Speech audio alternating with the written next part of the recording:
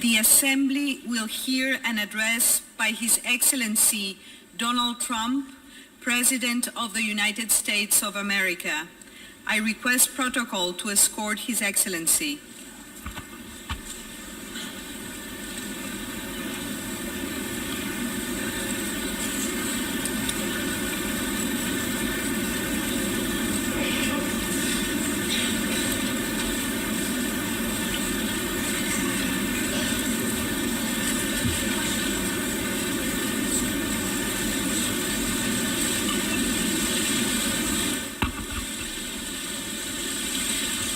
On behalf of the General Assembly, I have the honor to welcome to the United Nations His Excellency Donald Trump, President of the United States of America, and to invite him to address the Assembly. You have the floor, sir.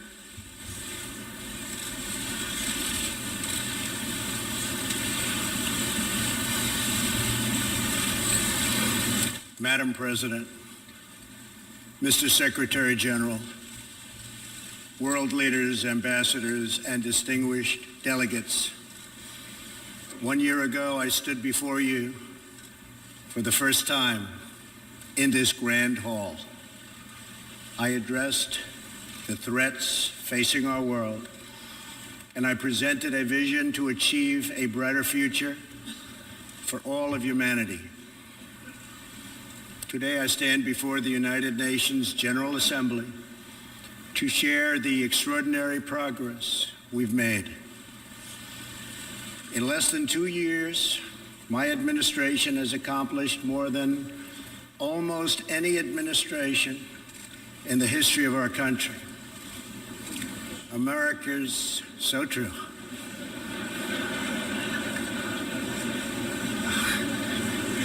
Didn't expect that reaction, but that's okay.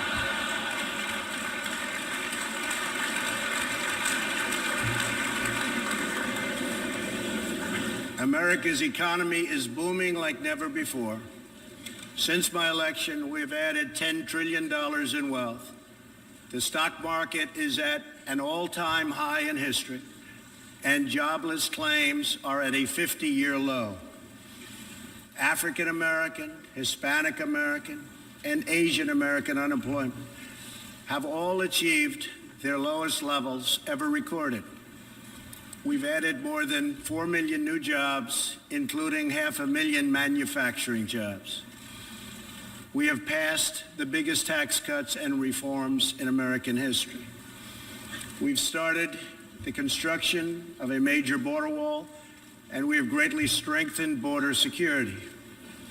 We have secured record funding for our military, $700 billion this year, and $716 billion next year. Our military will soon be more powerful than it has ever been before. In other words, the United States is stronger, safer, and a richer country than it was when I assumed office less than 2 years ago. We are standing up for America and for the American people, and we are also standing up for the world. This is great news for our citizens and for peace-loving people everywhere. We believe that when nations respect the rights of their neighbors and defend the interests of their people, they can better work together to secure the blessings of safety, prosperity, and peace.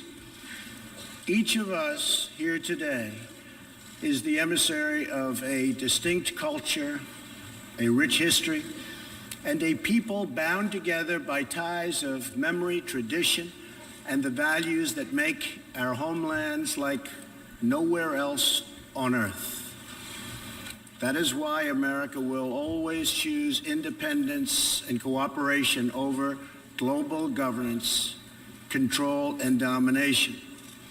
I honor the right of every nation in this room to pursue its own customs, beliefs, and traditions. The United States will not tell you how to live or work or worship. We only ask that you honor our sovereignty in return. From Warsaw to Brussels to Tokyo to Singapore, It has been my highest honor to represent the United States abroad. I have forged close relationships and friendships and strong partnerships with the leaders of many nations in this room, and our approach has always yielded incredible change. With support from many countries here today, we have engaged with North Korea to replace the specter of conflict with a bold and new push for peace.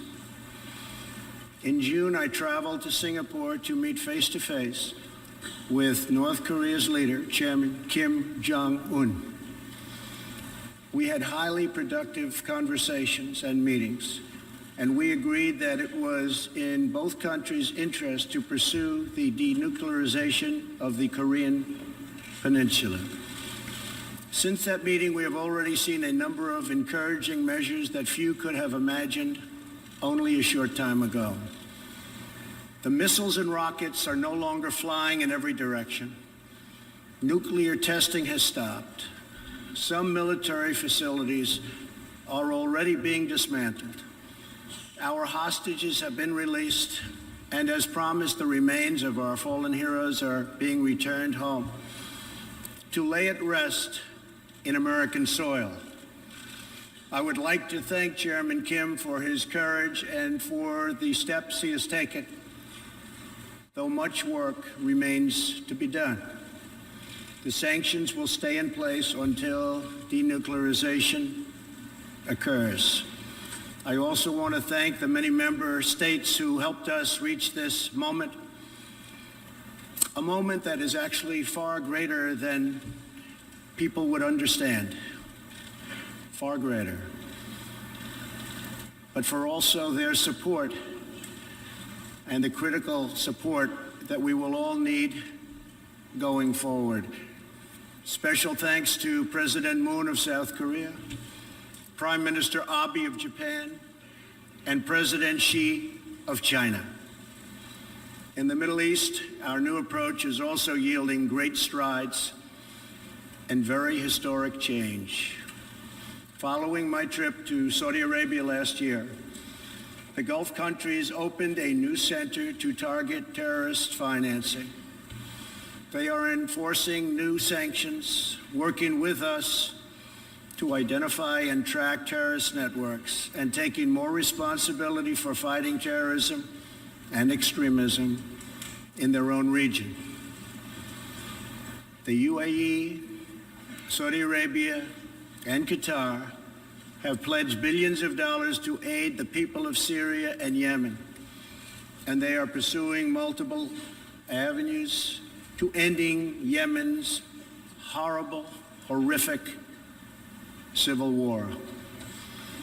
Ultimately, it is up to the nations of the region to decide what kind of future they want for themselves and their children. For that reason, the United States is working with the Gulf Cooperation Council, Jordan, and Egypt to establish a regional strategic alliance so that Middle Eastern nations can advance prosperity, stability, and security across their home region. Thanks to the United States military and our partnership with many of your nations, I am pleased to report that the bloodthirsty killers known as ISIS have been driven out from the territory they once held in Iraq and Syria. We will continue to work with friends and allies to deny radical Islamic terrorists any funding, territory, or support, or any means of infiltrating our borders. The ongoing tragedy in Syria is heartbreaking.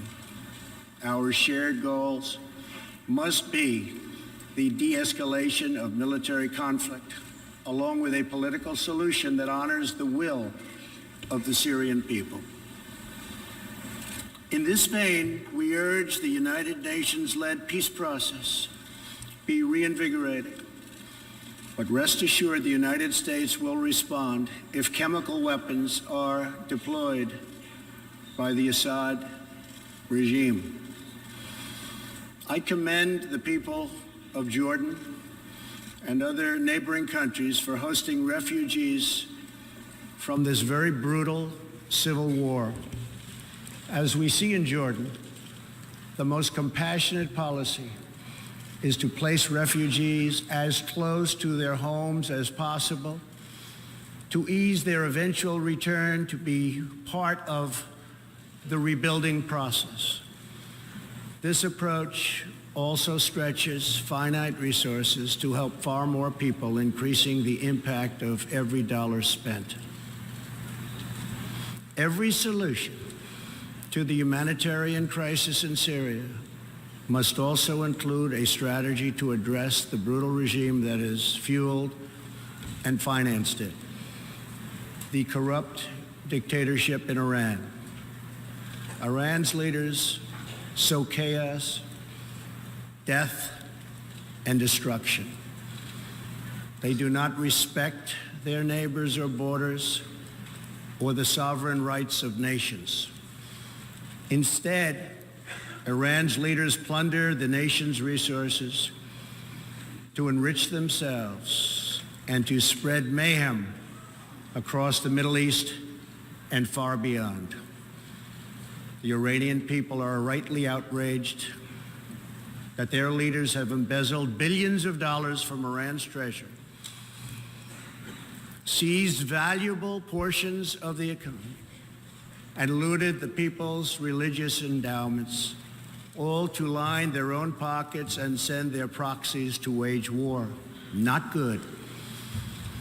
Iran's neighbors have paid a heavy toll for the region's agenda of aggression and expansion. That is why so many countries in the Middle East strongly supported my decision to withdraw the United States from the horrible 2015 Iran nuclear deal and reimpose nuclear sanctions. The Iran deal was a windfall for Iran's leaders. In the years since the deal was reached, Iran's military budget grew nearly 40%.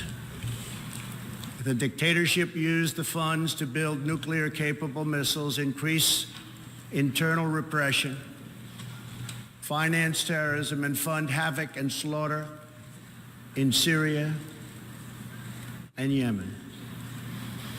The United States has launched a campaign of economic pressure to deny the regime the funds it needs to advance its bloody agenda. Last month, we began reimposing hard-hitting nuclear sanctions that have been lifted under the Iran deal. Additional sanctions will resume November 5th, and more will follow. And we are working with countries that import Iranian crude oil to cut their purchases substantially. We cannot allow the world's leading sponsor of terrorism to possess the planet's most dangerous weapons. We cannot allow a regime that chants death to America and that threatens Israel with annihilation to possess the means to deliver a nuclear warhead to any city on earth. Just can't do it.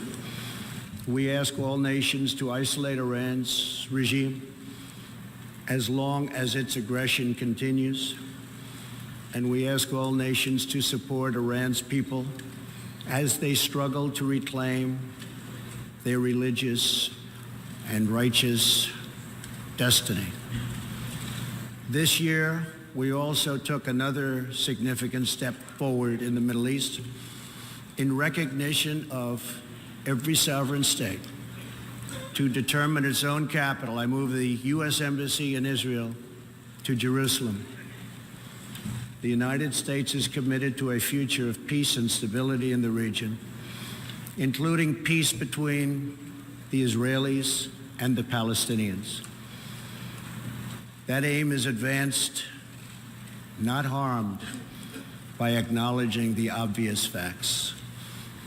America's policy of principled realism means we will not be held hostage to old dogmas, discredited ideologies, and so-called experts who have been proven wrong over the years, time and time again.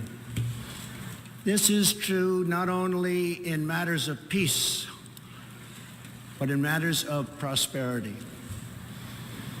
We believe that trade must be fair and reciprocal. The United States will not be taken advantage of any longer. For decades, the United States opened its economy, the largest by far on earth, with few conditions. We allowed foreign goods from all over the world to flow freely across our borders. Yet, other countries did not grant us fair and reciprocal access to their markets in return.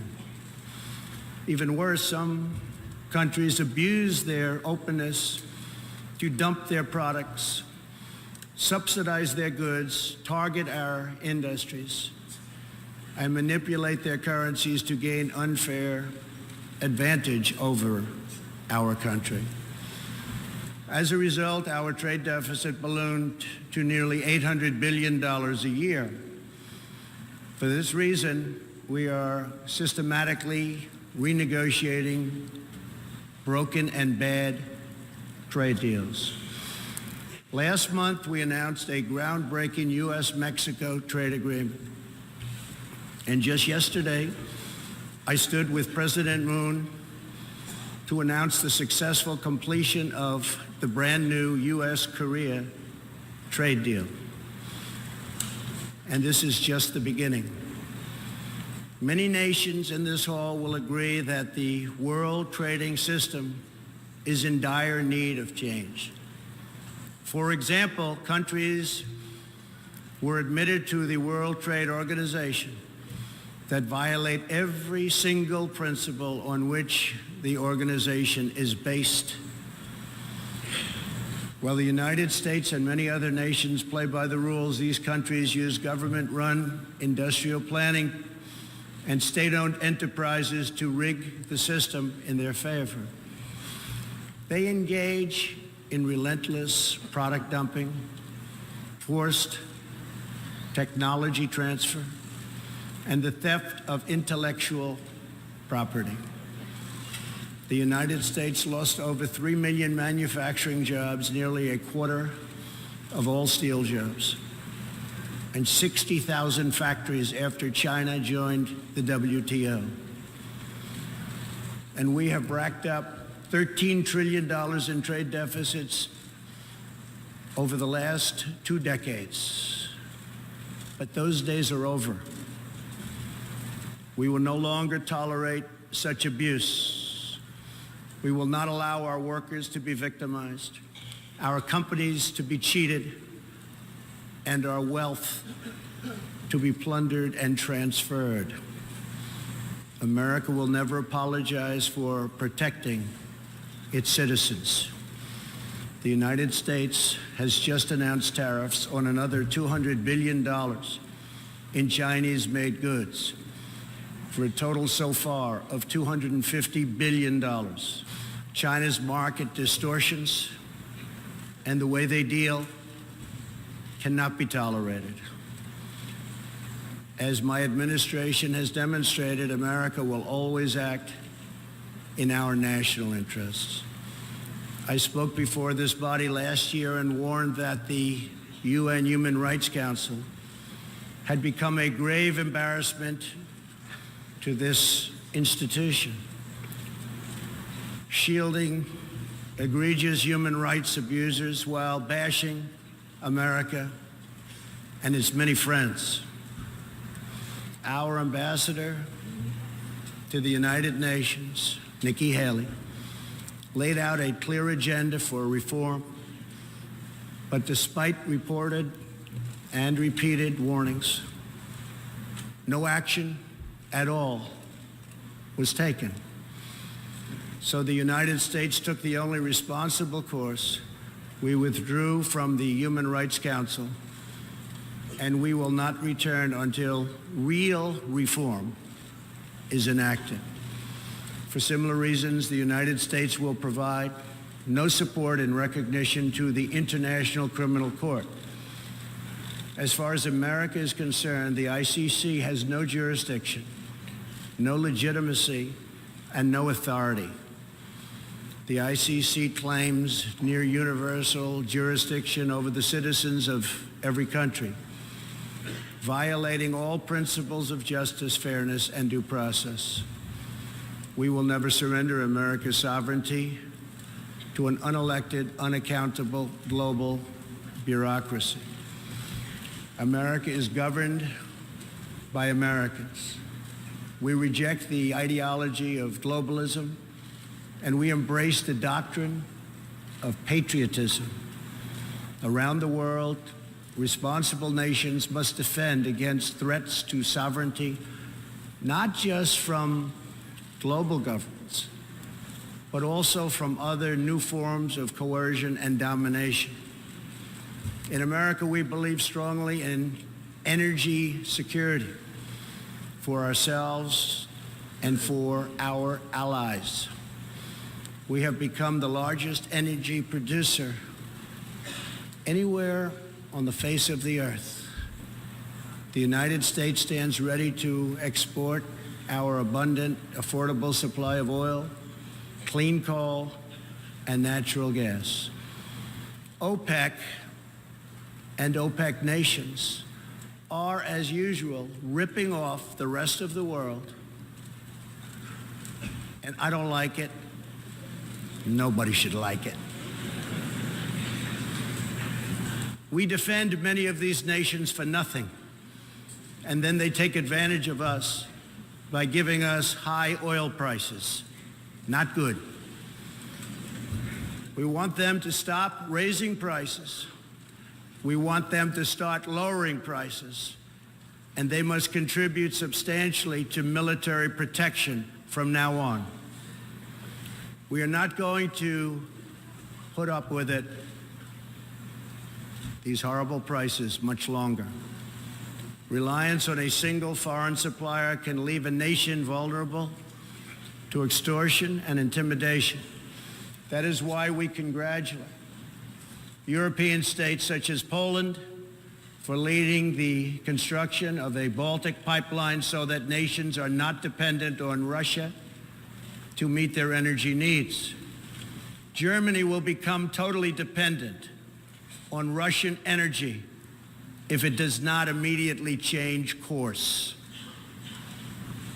Here in the Western Hemisphere, we are committed to maintaining our independence from the encroachment of expansionist foreign powers. It has been the formal policy of our country since President Monroe that we reject the interference of foreign nations in this hemisphere and in our own affairs. The United States has recently strengthened our laws to better screen foreign investments in our country for national security threats. And we welcome cooperation with countries in this region and around the world that wish to do the same. You need to do it for your own protection.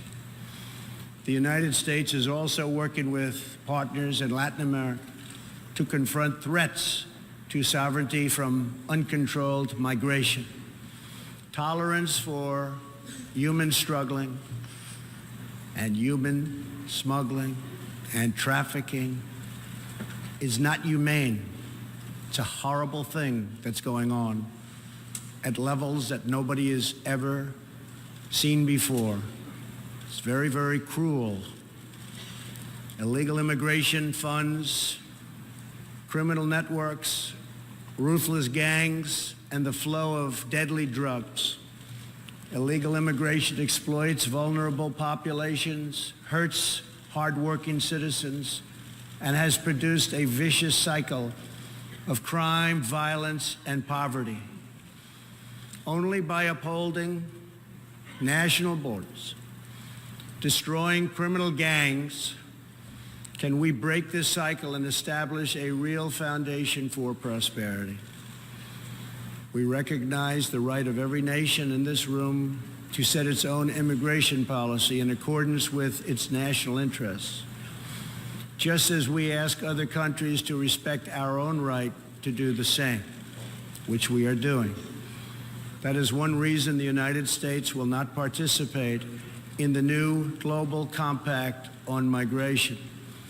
Migration should not be governed by an international body unaccountable to our own citizens. Ultimately, the only long-term solution to the migration crisis is to help people build more hopeful futures in their home countries. Make their countries great again.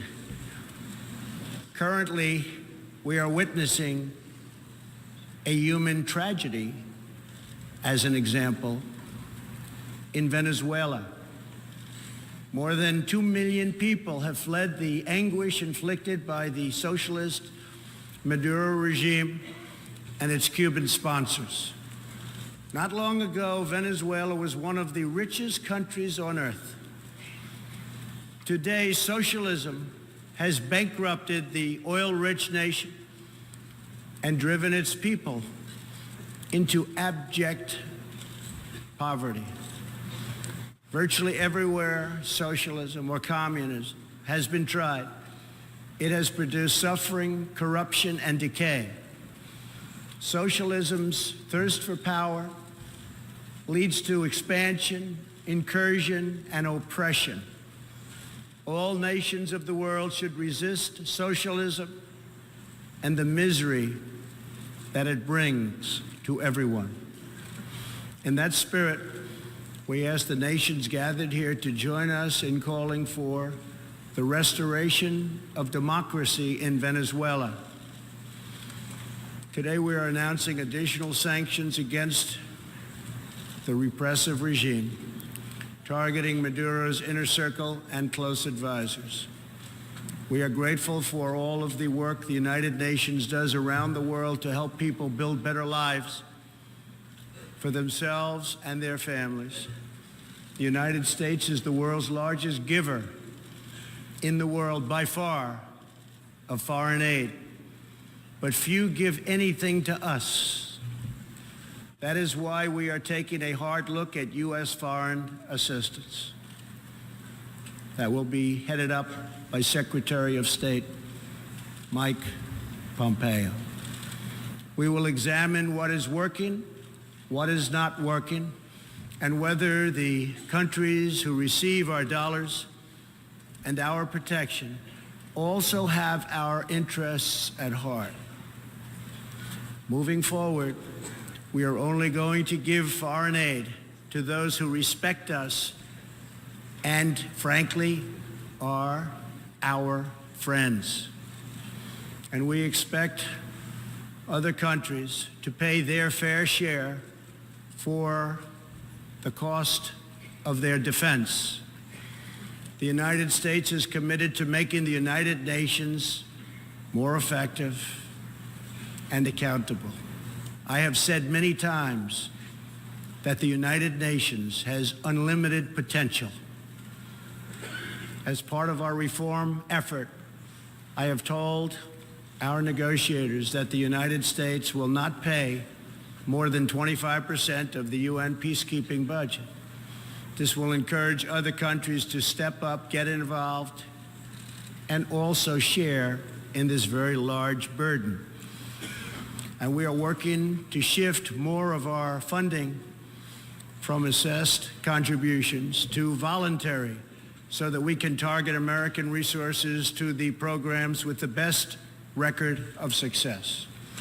Only when each of us does our part and contributes our share can we realize the UN's highest aspirations.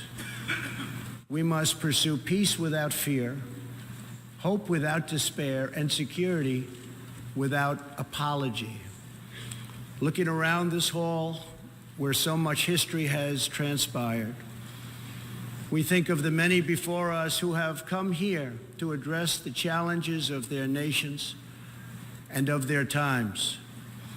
And our thoughts turn to the same question that ran through all their speeches and resolutions, through every word and every hope. It is the question of what kind of world will we leave for our children, and what kind of nations they will inherit. The dreams that fill this hall today are as diverse as the people who have stood at this podium, and as varied as the countries represented right here in this body are. It really is something. It really is great, great history. There is India, a free society over Solomon, and the Crown Prince are pursuing bold new reforms. There is Israel proudly celebrating its 70th anniversary as a thriving democracy in the Holy Land. In Poland, the great people are standing up for their independence, their security, and their sovereignty. Many countries are pursuing their own unique visions, building their own hopeful futures, and chasing their own wonderful dreams of destiny, of legacy, and of a home. The whole world is richer. Humanity is better because of this beautiful constellation of nations, each very special, each very unique, and each shining brightly in its part of the world. In each one, we see awesome promise of a people bound together by a shared past and working toward a common future. As for Americans, we know what kind of future we want for ourselves. We know what kind of a nation America must always be. In America, we believe in the majesty of freedom and the dignity of the individual. We believe in self-government and the rule of law, and we prize the culture that sustains our liberty, a culture built on strong families, deep faith, and fierce independence. We celebrate our heroes. We treasure our traditions. And above all, we love our country. Inside everyone in this great chamber today, and everyone listening all around the globe, there is the heart of a patriot that feels the same powerful love for your nation, the same intense loyalty to your homeland. The passion that burns in the hearts of patriots and the souls of nations has inspired reform and revolution, sacrifice and selflessness, scientific breakthroughs, and magnificent works of art. Our task is not to erase it, but to embrace it, to build with it, to draw on its ancient wisdom, and to find within it the will to make our nations greater, our region safer, and the world better. To unleash this incredible potential in our people, we must defend the foundations that make it all possible. Sovereign and independent nations are the only vehicle where freedom has ever survived, democracy has ever endured, or peace has ever prospered. And so we must protect our sovereignty and our cherished independence above all. When we do, we will find new avenues for cooperation unfolding before us. We will find new passion for peacemaking rising within us. We will find new purpose, new resolve, and new spirit flourishing all around us, and making this a more beautiful world in which to live. So together, let us choose a future of patriotism, prosperity, and pride, Let us choose peace and freedom over domination and defeat. And let us come here to this place to stand for our people and their nations, forever strong, forever sovereign, forever just, and forever thankful for the grace and the goodness and the glory of God. Thank you, God bless you, and God bless the nations of the world. Thank you very much. Thank you. On behalf of the General Assembly, I wish to thank the President of the United States of America for the statement just made. May I request representatives to remain seated while we greet the President, after which the meeting will stand suspended for 5 minutes before resuming to hear the next speaker.